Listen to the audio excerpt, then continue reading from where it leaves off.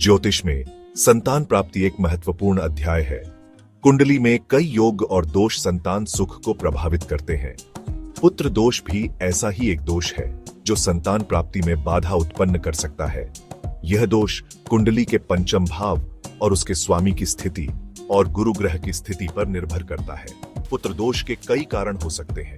पंचम भाव में पाप ग्रहों की उपस्थिति, पंचमेश का कमजोर होना या गुरु ग्रह पर अशुभ प्रभाव, ये सभी पुत्र दोष का कारण बन सकते हैं। इस दोष के कारण जातक को संतान प्राप्ति में देरी, कठिनाई या संतानहीनता का सामना करना पड़ सकता है।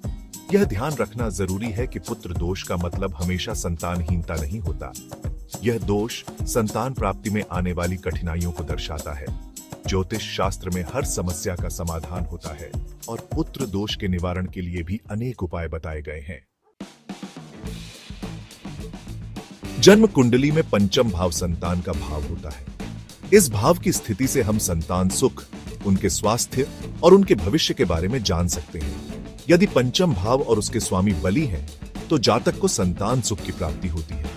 लेकिन यदि पंचम भाव पीड़ित है, तो संतान सुख में बाधा आती है।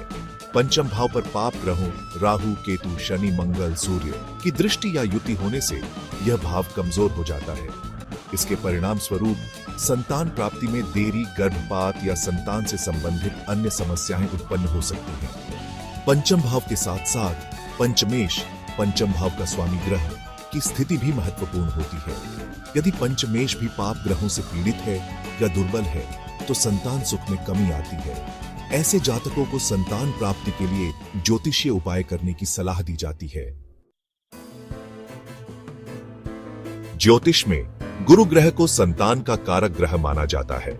गुरु की स्थिति का सीधा प्रभाव संतान सुख पर पड़ता है। यदि कुंडली में गुरु बली है और शुभ स्थानों में स्थित है, तो जातक को सुंदर, गुणवान और आज्ञाकारी संतान की प्राप्ति होती है। लेकिन यदि गुरु कमजोर, नीच राशि में या पाप ग्रहों से पीड़ित है, तो संतान सुख में कमी आती है।